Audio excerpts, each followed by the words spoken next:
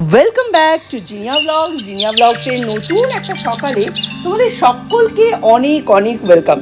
এখন বাজে প্রায় 9টা, আর এখন থেকে এই ব্লগটা আরম্ভ করছি। কয়েকদিন তো এই ভোট ভোট ভোট ভোট করেই কেটে গেল। তারপর শুরু হলো পাড়ায় জল্পনা কল্পনা, এবারে কে জিতছে, কে আসতে চলেছে।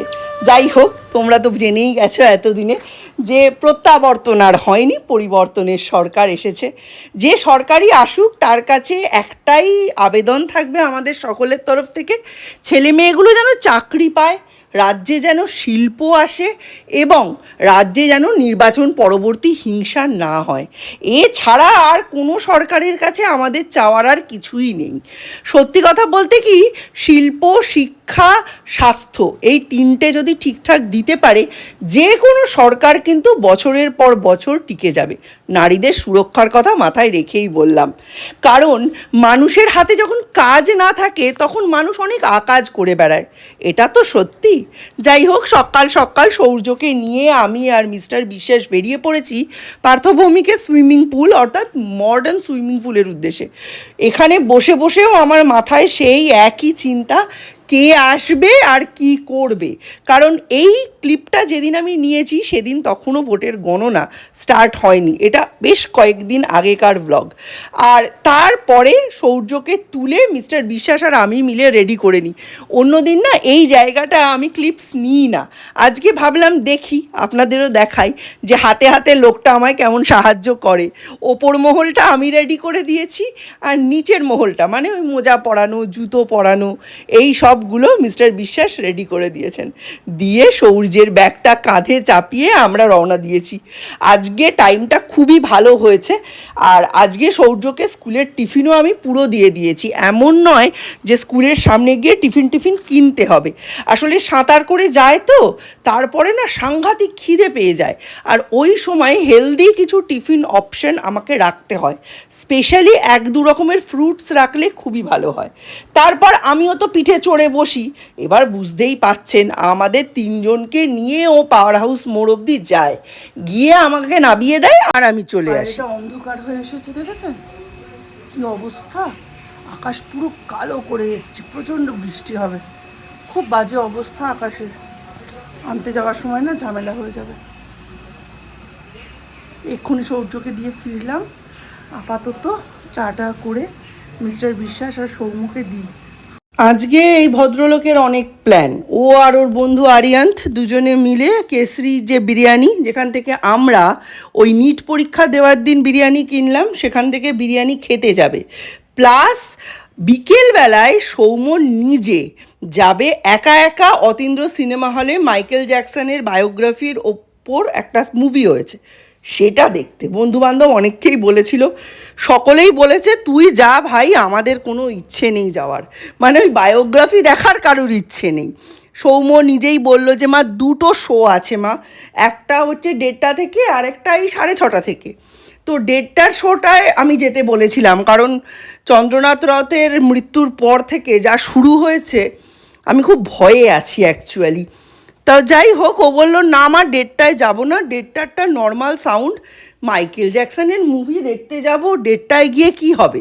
মাইকেল জ্যাকসনের মুভির গানই হচ্ছে মেন সম্পদ, সেটা যদি ডলবি ডিজিটাল সাউন্ডে না শুনতে পারলাম তাহলে লাভ কি। তো তাই ও চলে যাবে মাইকেল জ্যাকসনের মুভিটা দেখতে। আর ইদানিং না ও একদমই ক্লিপস আনে না গো আমার জন্য। ওর বাবা যেহেতু আগে মানে অ্যাড করার সময় ওর ক্লিপসগুলো বাদ দিয়ে দিয়েছে, বেচারার খুব সম্মানে লেগেছে, বেচারা আমার জন্য আর কোনো ক্লিপস আনে না, তাই জন্য আমি অ্যাডও করতে পারছি না। যাই হোক, পুরো হলে নাকি মাইকেল জ্যাকসনের ওই মুভিটা, মাইকেল মুভিটার কোনো পোস্টারও লাগানো ছিল না। বলছে সব মুভির পোস্টার রয়েছে মা, একটা যে মাইকেল মুভির পোস্টার থাকবে যার সামনে দাঁড়িয়ে অ্যাটলিস্ট একটা সেলফি তুলবো, সেটারও কোনো সুযোগ ছিল না। এখন কি আর করা যাবে। যাই হোক, ওই বিকেলবেলা ঘুম থেকে উঠেই ও বেরিয়ে যাবে, গিয়ে মুভিটা দেখে ফিরতে ফিরতে ওর প্রায় 9:30 পৌনে 10টা বাজবে। আর আমি এখানে বসে গেছি ভোটের পরবর্তী খবর টবর শুনতে। ইদানিং আমার বাড়িতে সবথেকে বেশি টিভি মনে হয় আমিই দেখছি। বিশাল যে ইন্টারেস্ট আমার, সেটা আমি এতদিন বুঝতে পারিনি যে আমার এত বেশি ইন্টারেস্ট। আর রক্ত তো কথা বলে, বাবা এত পরিমাণে এইসব জিনিসের সঙ্গে যুক্ত ছিলেন যে আমি শত চেষ্টা করলেও আমার মন আর মাথা থেকে এইসব জিনিস সরাতে পারি না। হ্যাঁ, বাবা আমাকে হাতে ধরে রাজনীতি শেখাননি, কিন্তু একটা গানের পরিবেশে থাকতে থাকতে মানুষের যেমন গান শোনার কান তৈরি হয়, বাচ্চাকে ইংলিশ মিডিয়াম স্কুলে দিয়ে আমরা যেমন এক্সপেক্ট করি ইংলিশ শোনার জন্য কান রেডি হবে, বলার জন্য জিভ রেডি হবে, ঠিক তেমনি চারপাশের রাজনৈতিক পরিবেশ দেখতে দেখতে রক্তের মধ্যে একটা রাজনৈতিক চেতনা এসে অবশ্যই যায়। সেটা আমারও হয়েছে। তবে এই আগের সরকার আর এখনকার সরকারের মধ্যে কি পার্থক্য হলো সেটা কিন্তু আমরা 5 বছর পরেই বুঝতে পারবো। মানুষ তো অনেক আশা করেই এই সরকারকে এনেছে। এখন মানুষের যদি আশা আকাঙ্ক্ষা পূরণ করতে পারে তাহলে অবশ্যই এই সরকার থাকবে, আর যদি মানুষের আশা আকাঙ্ক্ষা পূরণ না হয় তাহলে অবশ্যই এই সরকার চলে যাবে। সেই না, আসল ব্যাপারটা হচ্ছে রোলিং স্টোন ডাজন্ট গ্যাদার মস। যে সরকার বারবার পরিবর্তিত হতে থাকবে, মানুষের সমাজে দেশে রাজ্যে উন্নয়ন হতে থাকবে।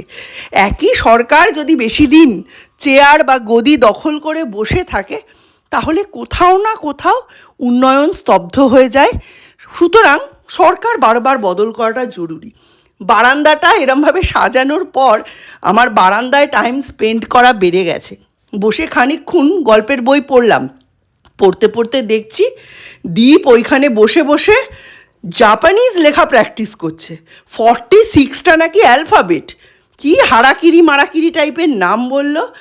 আর আরেকটা ল্যাঙ্গুয়েজ যেটা ওরা ফরেন ওয়ার্ডস লেখার জন্য ইউজ করে, সেটাতে নাকি 52 না 53টা অ্যালফাবেট। ভাবা যায়। ও আজকে বলে দিই, আমার পার্পেল হার্টে কিন্তু আজকে ফুল এসেছে। সেদিন এই তো দেখলেন যে ফুল হয়নি, আমার কিন্তু পার্পেল হার্টে ফুল এসে গেছে। কাল থেকে ভাবছি এইবার ব্লগটা শুরু করব। একদিন অন্তর ব্লগ দিয়ে দিয়ে অভ্যেসটা এতটাই খারাপ হয়ে গেছে যে এখন আর এভরিডে শ্যুটই হয় না। যাই হোক, পরিবর্তনের হাওয়া সব জায়গাতেই লেগেছে, নৈহাটিতেও লেগেছে। চলুন সৌর্যকে নিয়ে আসি। ব্যাগ নিয়ে বেরিয়ে পড়েছি। আজকে মুদিখানা কাঁচা বাজার সবই করতে হবে। দেখা যাক কতটা কি করতে পারি। এত গরম যে এখন আর কিছু ভালোই লাগছে না। লঙ্কা, রসুন কত করে?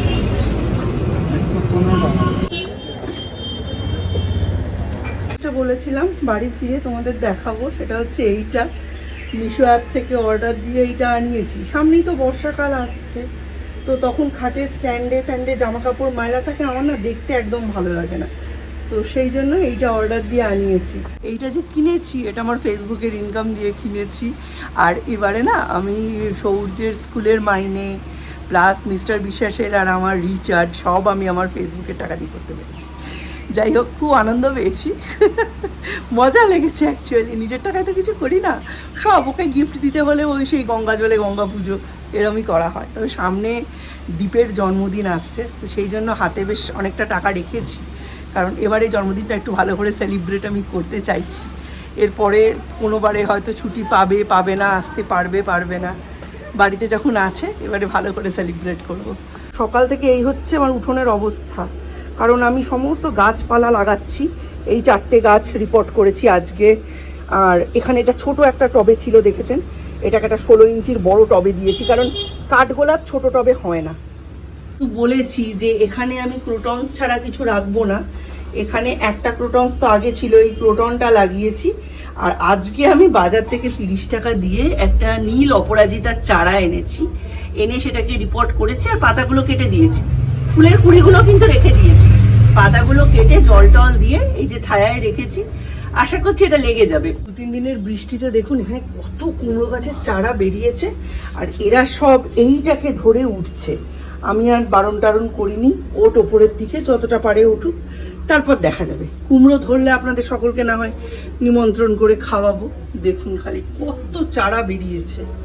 কাজ করেছি বারান্দায়, যে আমার ডেভিলস ব্যাকবোন ছিল সেগুলো কেটেছি, আর তার যে গোড়ার দিকের অংশগুলো সেগুলো টুকরো টুকরো করে এর মধ্যে পুঁতে দিয়েছি। তবে এটা একটা সমস্যা আমি করে ফেলেছি, সেটা হচ্ছে কোন দিকটা সোজা কোন দিকটা উল্টো আমার আলাদা করে রাখা উচিত ছিল, সেটা আমি রাখিনি। যেমন যেমন পেরেছি তেমন তেমন পুঁতে দিয়েছি। দেখি যেগুলো চারা বেরোতে অসুবিধা হবে সেগুলোকে পরে আবার উল্টো করে দেবো। ডেভিলস বেকবোন নিয়ে অ্যাজ ইউজুয়াল কোনো চিন্তা নেই, প্রচণ্ড ফার্টাইল, যে কোনো জায়গায় হয়ে যায়। তো এখানে একটু হবে। আকাশটা মনে হচ্ছে একেবারে কালো করে এসছে, তাই না? অন্ধকার। দেখুন আকাশের অবস্থা, আহা, এরকম ওয়েদারই তো চাই। ঠিক এই রকম ওয়েদারের জন্যেই কিন্তু এই জিনিসটা কেনা। হোক বা না হোক, এই যে ধরে গ্যারেজের ভেতর ঢুকিয়ে দিলাম, নিশ্চিন্ত। দুপুরে শোউটো বিকেলবেলা উঠে বের করে নাও, আবার রোদ যখন হবে এখান থেকেই টেনে নিয়ে বাইরে দিয়ে দেবো। শুধুমাত্র এই জন্যই এটা কেনা, নইলে বর্ষাকালে খাটের স্ট্যান্ডে জামা কাপড় ঝোলা দেখতে একদম ভালো লাগে না। ঘর দৌড় যতই চা দিয়েই কাচো, একটা বিচ্ছিরি সোদা সোদা গন্ধ হয়ে যায়। মানুষের প্রয়োজন বুঝে মেয়ে মানুষ কেনাকাটা করে, বুঝলেন? সেটাই হচ্ছে আসল কথা। আজকে আরও একটা কাঠগোলাপের ভাঙা ডাল গাছের গোড়ায় পড়ে থাকতে দেখেছি। কালকে গিয়ে রাজকুমারের কাছ থেকে চাই। এটা কি হচ্ছে কি হচ্ছে? সূর্যের খুব মজা লেগেছে, বৃষ্টি পড়ছে। কি বড় বড় ফোঁটা দেখেছিস?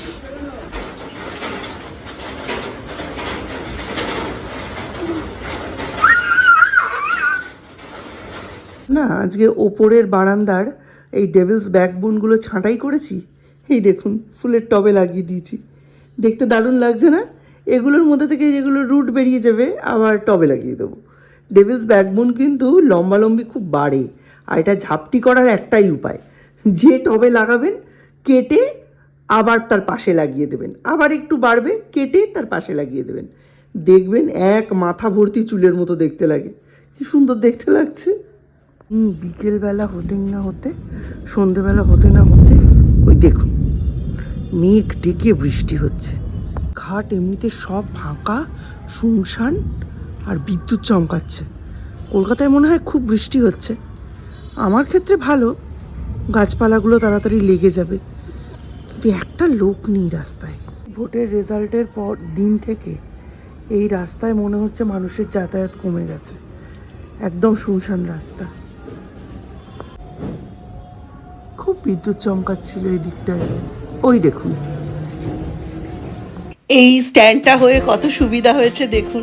এই যে এখানে রেখে দিয়েছি, এবার টুকটুক করে এখান থেকে জামা কাপড়গুলো তুলে নেব, আর তারপর ঘরের ভেতরে এই জামা কাপড়গুলো ভাঁজ করে রেখে দেবো। পুরো শুকিয়ে যায় জানেন, কোনো অসুবিধা হয় না। হ্যাঁ, হাতে কাচা হলে হয়তো শুকোতো না। যাই হোক, আজকের মতো বিদায় নিচ্ছি। Tata, bye bye, good night.